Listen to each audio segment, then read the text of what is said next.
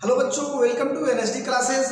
जो आज हम बताने वाले हैं आपको समावयवता। समावयवता समावयवता किसे कहते हैं? समावयवता क्या होती है? हर कार्बनिक यौगिक और अकार्बनिक यौगिकों में समावयवता देखने को मिलता है। ठीक है, तो बच्चों में सस्पेंशन होता है कि समावयवता होते क्या है? कुछ नहीं, कोई सस्पेंशन नहीं होना चाहिए। समावयवता का मतलब हो गया समान एक ही से, मतलब समान एक ही हो, ठीक है, लेकिन थोड़ा सा अंतर हो। मतलब कहने का मतलब ये है ना, कुछ यौगिक ऐसे होते हैं ना जिनके अणु सूत्र समान होते हैं लेकिन उनका गुणधर्म अलग अलग होता है। बस में है ना, उनको हम समावयवता कहते हैं। मैं थोड़ा डिफरेंट में बता देता हूँ, आसान बताता हूँ और इजीली बता देता हूँ कि कैसे आप समझें कि समावयवता क्या है। देखिए यहाँ जो है समावयवता में लिखा हूँ आइसोमर और आइसोमेरिज्म, ठीक है ना। समावयवता समावयवी, ठीक है। देखिए जो कुछ यौगिक ऐसे होते हैं जिनके अणु सूत्र समान होते हैं। जैसे कहने का मतलब मान लीजिए एथिल अल्कोहल।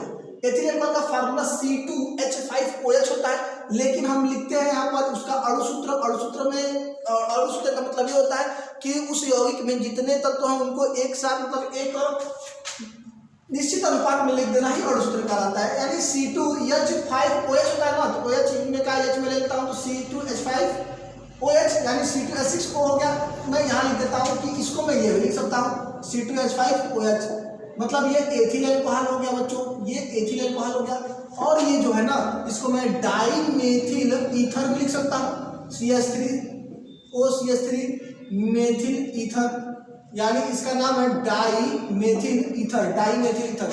कुछ समझ में आ रहा है? देखिएगा, इसमें भी 2 कार्बन है बच्चों और इसमें भी 2 कार्बन है, इसमें भी 2 कार्बन है। यहाँ देखिए तो ऐसे 2 कार्बन 5 और 6 हाइड्रोजन, 1 ऑक्सीजन।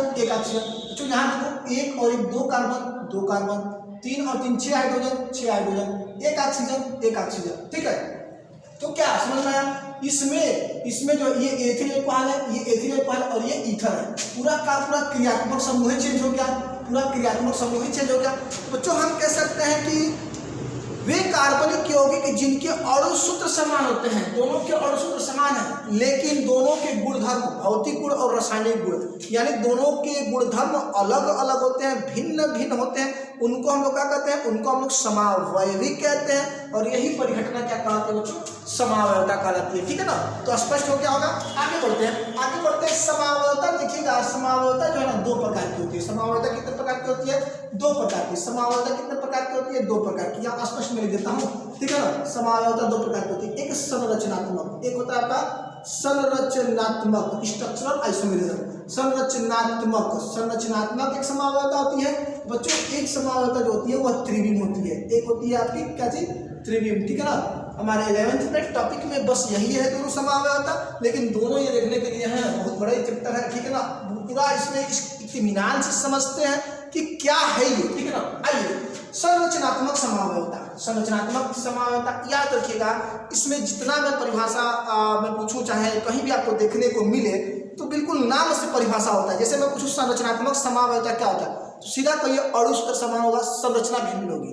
बस में है ना। त्रिविम समावयवता अणु सूत्र समान होगा, त्रिविम विन्यास भिन्न होगा, त्रिविम समावयवता, ठीक है ना। तो बच्चों यहाँ हम जो आज आपको बताने वाले हैं, देखिए इस वीडियो के माध्यम से आपको एक समावयवता का मैं पूरा विस्तार बताऊंगा, ठीक है ना। समावयवता का एक मैं प्लेलिस्ट बना दूंगा, उसमें आपको सारे समावयवता की जितने चीजें हैं, छोटे छोटे टॉपिक है, सब एक में डाल दूंगा, ठीक है ना।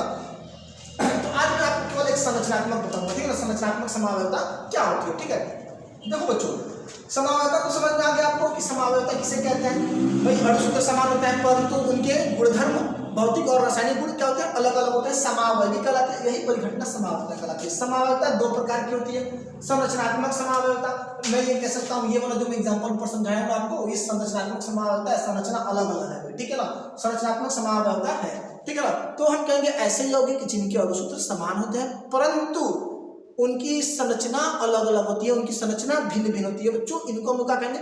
संरचनात्मक समावयवी कहेंगे। और यही घटना क्या कहलाएगी? आपकी कहलाएगी संरचनात्मक समावयवता कहलाती है। तो संरचनात्मक समावयवता ना 5 प्रकार की होती है। तो जो अच्छे प्रकार की, तो हम 5 प्रकार आपको समझा देंगे, 6 भी प्रकार समझा देंगे, जो भी याद दिया हम दिखा देंगे आपको। श्रृंखला, जो पहला होता है श्रृंखला समावयवता, पहला नंबर है श्रृंखला, ठीक है ना। देखिए श्रृंखला, पहला होगा आपका श्रृंखला समावयवता, यहाँ मैं पूरा डिग्री बताता हूँ। श्रृंखला समावयवता किसे कहते हैं? फर्स्ट नंबर है आपका पहला श्रृंखला समावयवता, ठीक है ना, पहला जो है श्रृंखला समावयवता। मैं अभी बताया हूँ कि समावयवता में कोई भी टॉपिक आए, कोई भी आपका क्वेश्चन बने, उसको उसके नाम से आंसर दीजिए। मैं लिखा हूँ श्रृंखला समावयवता। मैं बोला था संरचनात्मक समावयवता, आपने बताया अणु सूत्र समान होते हैं परंतु संरचना अलग अलग होती है, तो वही इसका क्या होगा? बिल्कुल वही होगा कि अणु सूत्र समान होगा लेकिन संरचना अलग अलग होगी। अब बात आती है किसकी संरचना अलग होगी? तो कार्बन परमाणुओं की संरचना अलग अलग होगी, ठीक है ना। तो मैं कहूँगा कि भाई श्रृंखला समावयवता किसे कहते हैं? तो कहिएगा कि ऐसे यौगिक जिनके अणु सूत्र समान होते हैं परंतु उनकी संरचना, कार्बन परमाणुओं की संरचना अलग अलग होती है, उनको हम क्या कहते हैं? श्रृंखला समावयवता कहते हैं, ठीक है ना। कार्बन परमाणुओं की संरचना या कार्बन परमाणुओं की श्रृंखला, कार्बन परमाणुओं की श्रृंखला अलग अलग होती है, उनको लोग क्या कहते हैं? श्रृंखला समावयवी कहते हैं। और वही घटना क्या कहलाती है? श्रृंखला समावयवता। जैसे आपका क्वेश्चन यहाँ बन जाए कि मैं लिख रहा हूँ ब्यूटेन, चलिए ब्यूटेन ठीक है, अच्छी बात है। ब्यूटेन C4, ये तो मेथेन हो गया लग रहा है, मेथेन, हाँ ये तो मेथेन है, CH4 मेथेन है। तो ब्यूटेन का फार्मूला भूला गया क्या ना? ब्यूटेन कहाँ से भूला जाएगा? C4H10, ठीक तो है, C4H10। देखिए इसका डिजाइनदार कितना है, ठीक है, डिजाइन का मतलब कितने डिजाइन में लिख सकते हैं, ठीक है ना। देखिए 1 2 3 4 CH3 CH2 CH2 और CH3। देखिए 1 2 3 4 कार्बन है, 4 कार्बन है, 3 3 6 2 8 10 हाइड्रोजन है, 10 हाइड्रोजन। इसको बच्चों पढ़ेंगे नॉर्मल ब्यूटेन, इसको क्या पढ़ेंगे? Normal butane. इसको क्या पढ़ेंगे हम लोग? Normal butane. इसी को मैं बच्चों ऐसा भी लिख सकता हूँ, ये हो सकता है आपका क्या हो सकता है भाई? ये हो सकता है CH3 CH3। इसको हम लोग पढ़ेंगे आइसोब्यूटेन। बच्चों आइसोब्यूटेन पढ़ेंगे। देखिएगा समझिएगा क्या है ये श्रृंखला समावयवता में बोला हूँ ना, तो यौगिकों के अणु सूत्र समान होंगे। देखिएगा इसमें भी 4 कार्बन है, इसमें भी 4 कार्बन है, इसमें भी 10 हाइड्रोजन है, इसमें भी 10 ही हाइड्रोजन है, लेकिन दोनों में क्या अंतर है? श्रृंखला अलग अलग है। किसकी श्रृंखला अलग अलग है? कार्बन परमाणु की। इसमें कार्बन एक सीधी रेखा में है लेकिन ऊपर वो इसकी बुढ़िया पर आ गया, ठीक है ना, ठीक है ना। तो ये हो जाएगा आपका इस वाले समूह को हम लोग क्या कहते हैं? आइसो समूह कहते हैं, ठीक है ना, जिसमें ये वाला समूह होता है, ये देखने को मिलता है आइसो समूह, ठीक है ना। तो इसका नाम नॉर्मल ब्यूटेन, इसका नाम आइसोब्यूटेन। संरचना अलग अलग हो गई, संरचना में कार्बन परमाणुओं की संरचना अलग अलग हुई, तो भाई ये कार्बन परमाणु की संरचना अलग अलग हो रही है, इसलिए हम लोग इसको कहेंगे श्रृंखला। कार्बन परमाणु की श्रृंखला बदल रही है तो ये क्या हो जाएगा? श्रृंखला समावयवता है। बात समझ आया ना? आगे बढ़ते हैं। दूसरा बच्चों होता है स्थान समावयवता। दूसरा क्या होता है? स्थान समावयवता। दूसरा आपका होता है स्थान समावयवता। दूसरा जो है आपका होता है स्थान समावयवता। स्थान समावयवता, स्थान समावयवता। बच्चों क्या होता है? दूसरा स्थान समावयवता, ठीक है ना। पोजीशन है, सुनिए मैं इसका नीचे में बताऊंगा, ऐसे करके बता दे रहा हूँ, ठीक है ना। ये इसका हो गया भाई, ठीक है। स्थान समावयवता, स्थान समावयवता क्या होता है? फिर मैं बताया किसे? अणु सूत्र समान होते हैं, स्थान अलग अलग होता है। तो किसका भाई? समाने का नहीं, स्थान अलग अलग होगा। किसका स्थान अलग अलग होगा? अगर डबल बॉन्ड है या ट्रिपल बॉन्ड है उसका स्थान बदल सकता है, चाहे कोई क्रियात्मक समूह उपस्थित है तो उसका स्थान बदलेगा, ठीक है ना। ये होगा आपका स्थान समावयवता, ठीक है ना। जैसे भाई देखिए स्पष्ट बोलिए, ऐसे यौगिक जिनके अणु सूत्र समान होते हैं परंतु क्रियात्मक समूह चाहे द्विआबंध या त्रिआबंध का स्थान अलग अलग होता है, क्या होता है? स्थान समावयवता का दर्शाते हैं और यौगिक स्थान समावयवी का है। कैसे भाई? यहाँ देखिए, जैसे मैं लिख रहा हूँ C4H9CH9Cl, जो इसको हम लिख सकते हैं, यहाँ सामने लिखते हैं CH3CH2Cl। इसका क्या नाम है? इसका नाम है क्लोरोब्यूटेन है, क्लोरोब्यूटेन है बच्चों। इसी को हम लिख सकते हैं, मतलब ये क्रियात्मक समूह क्लोराइड है, यहाँ क्लोरीन है, ठीक है ना। तो क्लोरीन का स्थान बदल सकते हैं, तो क्या स्थान बदलेंगे तो क्या होगा? तो ये भी को हम लिख सकते हैं CH3CH, को ऊपर रख दिए, CH2 और CH3। अब और कोई तो हमको नहीं लगता है, क्योंकि अगर हम Cl को उठाकर यहीं रखेंगे तो इसका भी नाम होगा 2 क्लोरोब्यूटेन। इसको यहाँ नाम होगा 2 क्लोरोब्यूटेन, यहाँ रखे तो 2 क्लोरोब्यूटेन। अब कहने का मतलब आप अपने मन से देखिए, जितना डिजाइन बनता है, डिजाइन में वही जो शर्त है, स्थान क्रियात्मक समूह को बदल करके जितना डिजाइन बना दीजिए वो आपका स्थान समावयवता कहलाता है। बस ना, आगे बढ़ते हैं तीसरा समावयवता को लेकर के, ठीक है ना।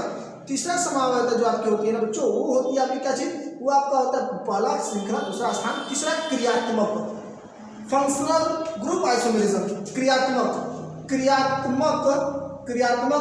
समूह समावयवता, क्रियात्मक समूह समावयवता। बिल्कुल स्पष्ट है। ये तीसरा हो गया आपका, तीसरा हो गया, ये आपका जो है तीसरा हो गया, ठीक है ना। तीसरा क्रियात्मक समूह समावयवता, क्रियात्मक समूह समावयवता बच्चों। तो क्रियात्मक समूह समावयवता का मतलब अणु सूत्र समान होगा, क्रियात्मक समूह बदल जाएगा। देखिए एल्कोहल और ईथर हमको लगता है आसानी से थोड़ा बदल जाते हैं, ठीक है। क्रियात्मक समूह समावयवता किसे कहते हैं, तो सीधा कहिए जिसके अणु सूत्र समान हो, क्रियात्मक समूह अलग अलग होगा। जैसे मैं यहाँ देखिए, यही वाला समझ लीजिए ऊपर वाला, जैसे मैं यहाँ C2H6O, ये क्या है, एक में हमारा ये होगा CH3CH2OH, यानी एथिल एल्कोहल एक होगा, एथिल एल्कोहल होगा। और ये वो क्या होगा बच्चा, ये हो जाएगा आपका CH3OCH3, मतलब आपका ये हो जाएगा डाई मेथिल ईथर। तो यहाँ देखना कि यहाँ ये दोनों के अणु सूत्र समान है, लेकिन इसमें एल्कोहलिक समूह है और इसमें ईथर समूह है, ठीक है ना, ईथर समूह है। तो हम कह सकते हैं जिनके अणु सूत्र समान होते हैं परंतु क्रियात्मक समूह ही अलग अलग होता है, वो उसको हम क्या कहते हैं, उन लोग को हम लोग कहते हैं क्रियात्मक समूह समावयवी। जैसे ये एक दूसरे के क्या है, क्रियात्मक समूह समावयवी है। यही घटना क्या कहलाएगी बच्चा, ये कहलाएगी आपका क्रियात्मक समूह समावयवता। चौथा बच्चों देख लो यहीं पर, ठीक है ना, चौथा लाइन में लाइन है, ठीक है ना। चौथा जो है आपका वो क्या है, चौथा क्या है, चौथा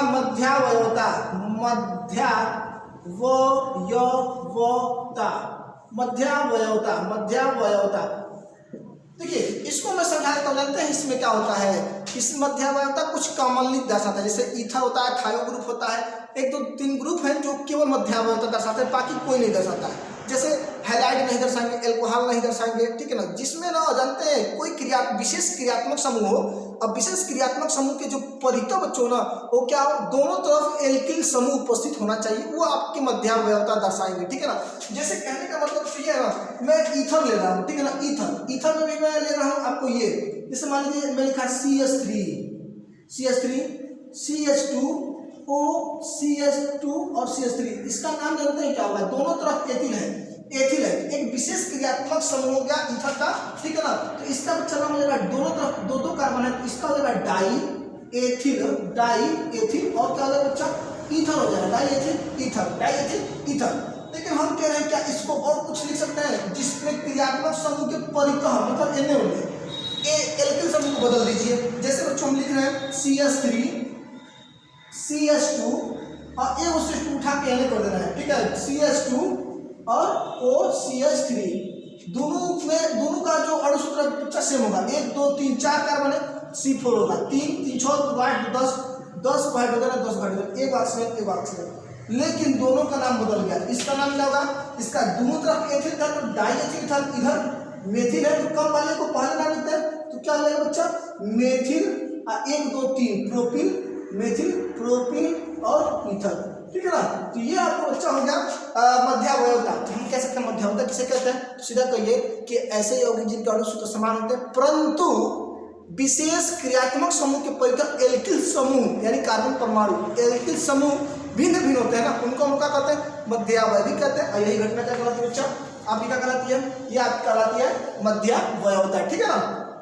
इसको आप लोग है कि नोट करें। देखो बच्चों अगला जो होता है ना पांचवा, वो होता है बच्चों चलावयवता।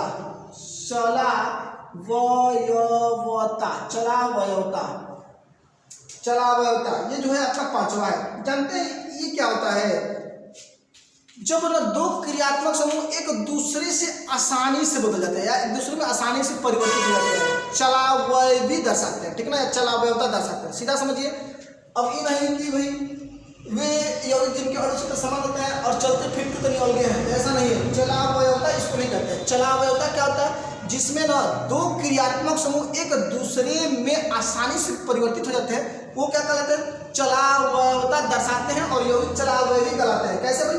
यहाँ देखिए एसीटोन के दो चलावयवी होता है, जैसे एक CH3 एसीटोन CO और CH3, यह एसीटोन है। एसीटोन के दो चलावयवी बच्चों होता है, एक ये एसीटोन हो गया, ठीक है ना, एक होता है CH2 डबल बॉन्ड C।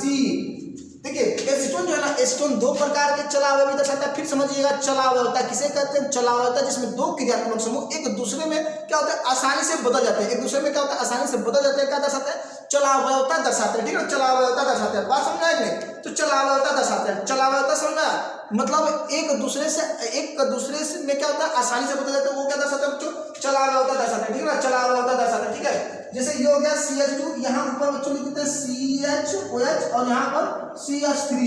यहाँ देखिए 1 2 3 कार्बन है, 1 2 3 कार्बन है, 3 और 3 6 हाइड्रोजन है, 3 2 5 6 हाइड्रोजन है, एक ऑक्सीजन एक ऑक्सीजन, ठीक है।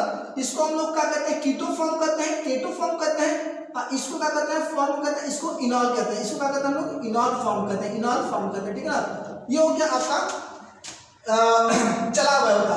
चलावयवता किसे कहते हैं? तो हम कहेंगे सीधा कि जब दो क्रियात्मक समूह एक दूसरे में आसानी से क्या होता है बच्चों? बदल जाते हैं, उनको हम लोग क्या कहते हैं?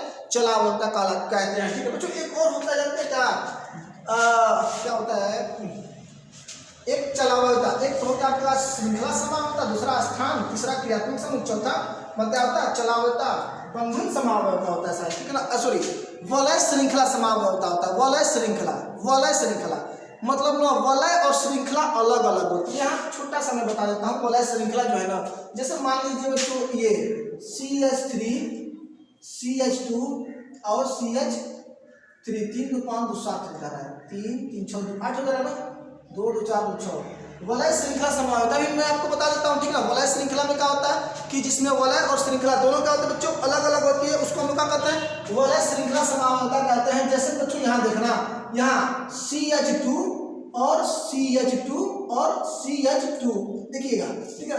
मैं इसको यह भी लिख सकता हूँ CH3 CH double bond CH2। देखिए 1 2 3 कार्बन है, 1 2 3 कार्बन है, 2 2 4 2 6 हाइड्रोजन है, 3 2 5 6 हाइड्रोजन है, लेकिन इसका नाम क्या है? साइक्लो है, साइक्लोप्रोपेन। और ये क्या होगा बच्चा? 1 2 3 प्रोपीन। क्या होगा? प्रोपीन। इसको हम क्या कहते हैं? इसको भी मैं लिख देता हूँ भाई, यहाँ छठा रूप समझ लीजिए। छठा रूप वलय श्रृंखला समावयवता,